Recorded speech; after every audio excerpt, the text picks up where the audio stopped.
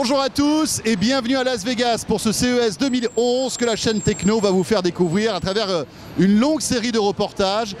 Vous savez, si vous êtes un fidèle de la chaîne Techno, vous avez pu poser toutes vos questions pour justement qu'on puisse enquêter, investiguer à votre place. Et Jérôme, ce premier reportage sera complètement dédié à l'une des stars de ce salon, c'est la tablette bien sûr. La tablette tactile, la tablette internet.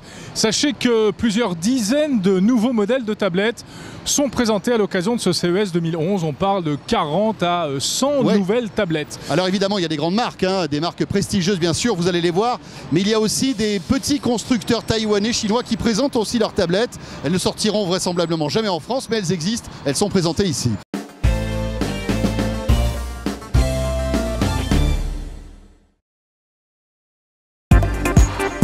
Retrouvez l'actualité des mondes numériques sur le Facebook SFR Innovation. Alors l'une des tablettes qui a fait le plus de buzz, eh bien c'est la tablette de Motorola. Une vidéo circulait sur internet avant même le début du CES. Elle s'appelle la Xoom. Voilà, ça s'écrit Xoom avec un X, mais en fait ça se prononce Zoom.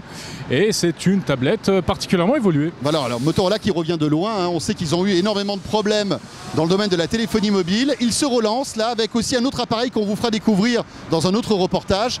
Donc cette tablette Xoom, qui est l'une des stars de ce CES, tu le disais. Alors, particularité de cette tablette Xoom, c'est qu'elle fonctionne sous une toute nouvelle version du logiciel Android. En fait, c'est la version 3.0, également baptisée Honeycomb, et qui est assez particulière, cette version Android. Oui, alors elle ne sort pas le chien, non, ça non, mais en revanche, elle a une particularité, c'est qu'elle va pouvoir véritablement gérer les grandes tailles d'écran, Jérôme. Parce que c'est vrai que les précédentes versions d'Android étaient taillées pour les smartphones, et c'est vrai que certaines tablettes étaient justement fonctionnées avec Android, mais la qualité n'était pas véritablement au rendez-vous. On peut dire que là, avec Honeycomb, on a une vraie expérience Android. C'est la vraie première version d'Android dédiée aux tablettes en fait. Alors vous savez que vous avez été très nombreux à nous poser vos questions à la fois sur le site de la chaîne Techno, la chaîne techno.com, mais aussi sur le Facebook d'SFR Innovation. Et la Guiole, justement, oui, c'est un surnom, bien sûr, en tout cas je le souhaite pour lui, avait une question justement concernant la tablette Motorola. Alors il veut savoir quand sortira cette tablette Motorola. Malheureusement, on aura du mal à répondre à cette question parce qu'il n'y a pas pour l'instant de date officielle. Oui, mon cher Lagueule, je suis désolé, on n'a pas encore de date. C'est un peu le principe ici, c'est-à-dire que tous les constructeurs sortent énormément de produits. Parfois, ce sont des produits qui ne sortiront jamais, ce sont des prototypes. Ouais. Et parfois, ce sont des produits qui ne sortent que sur certains continents ou dans certains pays. Donc pour l'instant, concernant cette tablette Motorola, pas de date précise, mais dès qu'on en a une, on vous le dira. Alors Motorola a fait beaucoup de buzz en disant qu'ils étaient les premiers à lancer une tablette fonctionnant sous Android 3.0. En fait, ils ne sont pas les seuls, puisque ici au CES, le coréen LG a également présenté sa tablette, sa première tablette, qui est une véritable petite bombe atomique. Oui, alors une tablette qui est sortie, on va dire en collaboration avec un opérateur américain. Oui, c'est T-Mobile. Voilà, T-Mobile. Vous savez que les constructeurs sont très près des opérateurs et souvent, aujourd'hui, on l'a vu avec Samsung en France, les tablettes sont liées à des abonnements data, donc 3G ou 4G, puisque c'est vrai, tu le disais, c'est la spécification de cette tablette. Il faut savoir qu'ici aux États-Unis, les réseaux 4G, c'est une réalité. On surfe à des vitesses incroyables. Alors le paradoxe, c'est qu'on surfe à des vitesses incroyables, mais dans le CES, on n'arrive pas à surfer en 3G. Rien ne marche. Ah oui, les communications ici, c'est assez catastrophique. L'une des spécificités, c'est que pour communiquer ici, c'est vraiment une catastrophe. Bref, donc, voilà. Cette tablette 4G signée LG, eh bien, c'est Hervé Vaillant qui nous en parle. Les caractéristiques essentielles, c'est d'avoir la première tablette 4G au monde. On est très très fiers de pouvoir présenter cette tablette. C'est une tablette qui est dotée d'un écran qui fait 8,9 pouces. Elle est dotée d'un processeur NVIDIA dual-core. Et c'est une tablette aujourd'hui qui est extrêmement révolutionnaire. Son système d'exploitation, c'est un système Android 3.0 que l'on connaît plus sous le nom de Honeycomb. Très bien. Donc, est-ce qu'on a une idée de quand on la verra apparaître sur le marché français ? Alors, elle apparaît dès ce trimestre aux États-Unis en partenariat avec un opérateur qui est T-Mobile en exclusivité. Elle va s'appeler J-Slate, J pour Google, sur le marché américain. On devrait la voir apparaître en 2011 en France, mais je n'ai pas encore de date très précise. Et le nom J-Slate ne sera peut-être pas ce nom sur le marché français. Et le prix, vous n'en avez sans doute pas une idée pour l'instant. Vous avez parfaitement raison, j'ai encore aucune indication en ce qui concerne son prix, mais on est très fiers de présenter cette première tablette 4G au monde. Bon, on continue ce petit tour d'horizon des tablettes. Alors, on a eu des questions, vous nous demandez quelle est la meilleure. On aura bien du mal à vous répondre, évidemment. Ouais, alors là, si vous voulez, pour vous répondre, il va falloir attendre quelques semaines pour qu'on ait le temps de les tester, de les prendre un petit peu en main. Il faut dire que là, en quelques minutes, difficile de se donner un avis bien précis. Ouais. Alors, une autre tablette, celle-ci est signée BlackBerry, enfin RIM en fait. Première tablette de l'univers BlackBerry. Et c'est la Playbook. Ouais. Voilà. On en entend parler depuis plusieurs semaines. C'est vrai que BlackBerry fait monter le buzz concernant cette tablette depuis plusieurs mois.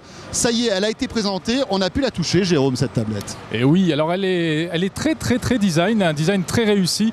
Elle est ultra fine. Ça rappelle un peu l'iPod Touch. Mais elle a une particularité qui est un peu une limitation. En fait, cette tablette a besoin d'un BlackBerry à proximité. Ah oui, c'est-à-dire que le BlackBerry sert de modem en quelque sorte. Exactement. Pour se connecter. Bon, alors voilà, c'est vrai que c'est un peu particulier. Ouais, alors plus qu'une véritable tablette autonome, en réalité, c'est presque une extension du BlackBerry, quoi. Effectivement. Bon, à confirmer, hein, ça me paraît un peu bizarre qu'on puisse pas se connecter en Wi-Fi avec une tablette, voilà, de manière traditionnelle. Alors, quand on pose la question à BlackBerry dit non, c'est pas véritablement le concurrent de l'iPad, c'est une tablette qui est véritablement dédiée au monde professionnel.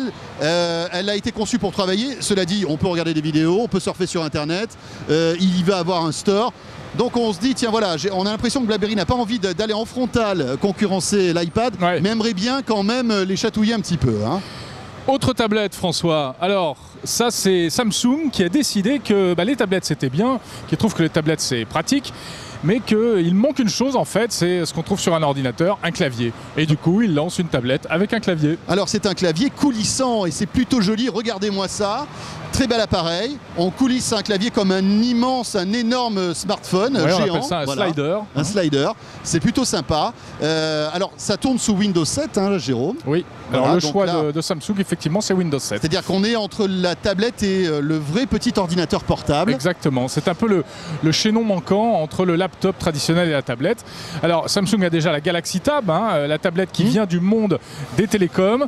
Et ça, cette série 7, c'est la tablette qui vient du monde du PC chez Samsung.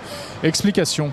Le grand avantage, c'est que ce n'est pas une énième tablette, mais nous arrivons vraiment avec un form factor unique, puisque c'est une tablette slider, c'est-à-dire que vous pouvez l'utiliser sur cette tablette 10 pouces en apps classique, tactile, et dès que vous voulez passer en création de contenu, vous faites glisser la tablette et vous découvrez un clavier en fait pour pouvoir très facilement l'utiliser comme un netbook ou un notebook. Donc le mix entre l'ordinateur portable et la tablette. Voilà, je pense que c'est la frustration qui était aujourd'hui se retrouvait chez les utilisateurs de tablettes, les premiers utilisateurs, qui en fait trouvent cet outil fantastique en consultation de contenu pour des apps, mais dès qu'ils voulaient créer, répondre à un mail, ça devenait assez contraignant. Et donc pouvoir découvrir un clavier en 1 seconde sous sa tablette permet de répondre à ce besoin. Alors un petit mot des caractéristiques, donc connectique, poids, etc. Donc une magnifique tablette d'1 kilo.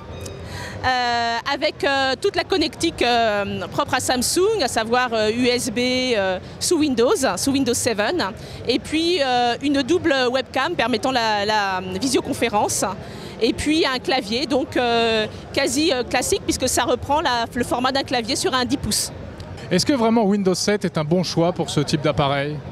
Écoutez, Windows est un bon choix parce qu'aujourd'hui c'est la référence dès que l'on fait du contenu dans une approche Office, travail, sachant que nous avons en plus mis une couche applicative sur Windows 7, donc on a vraiment l'outil aujourd'hui qui est complet. Alors voilà pour ce produit étonnant concernant Samsung. À noter que le Galaxy Tab qui est sorti en France il y a quelques semaines va arriver dans les mois qui viennent en version simple Wi-Fi.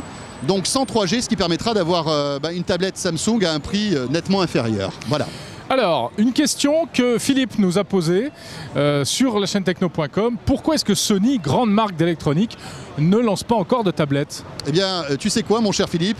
On est allé sur le stand de Sony. On a rencontré Philippe Citroën, qui est le directeur général de Sony France, et il va répondre tout de suite à ta question. Je ne trahis pas un secret, mais on ne présente pas de tablette parce qu'on n'est pas tout à fait prêt. Mais bien sûr, on y travaille.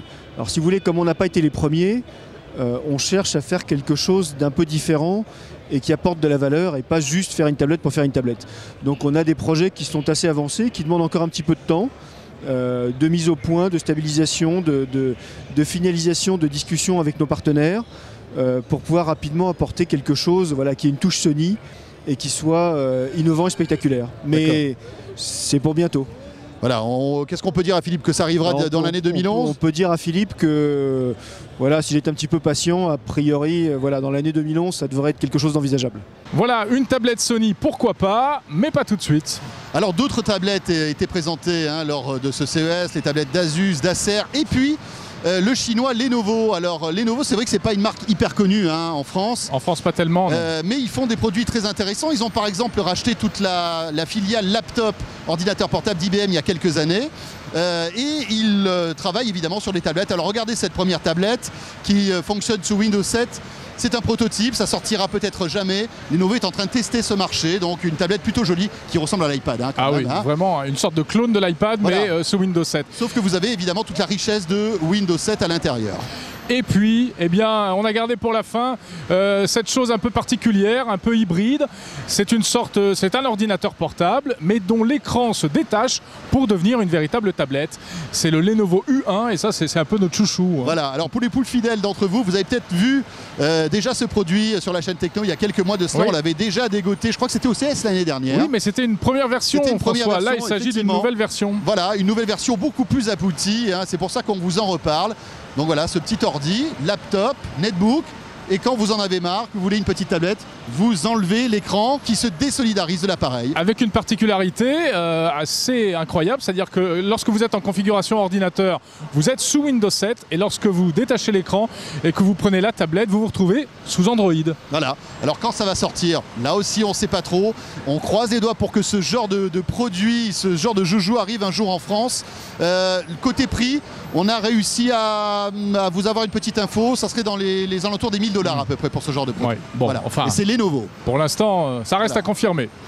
Voilà pour ce premier épisode spécial CES 2011 à Las Vegas, premier épisode consacré aux tablettes. On se retrouve demain sur la chaîne Techno avec un autre reportage sur un autre thème. Voilà, on va parler de télé 3D, de télé connectée, de gadgets qui nous font craquer, de smartphones. Il y a encore plein de choses incroyablement intéressantes à vous présenter. Et merci de nous suivre, à très vite.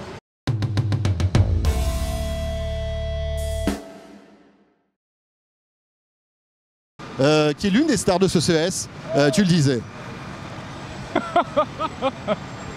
C'est pour ça que je te dis, mets-toi là en face du sac. Comme ça, tu mets le sac d'un côté et toi de l'autre. Comme ça. Si tu mets de l'autre côté, ça bloque.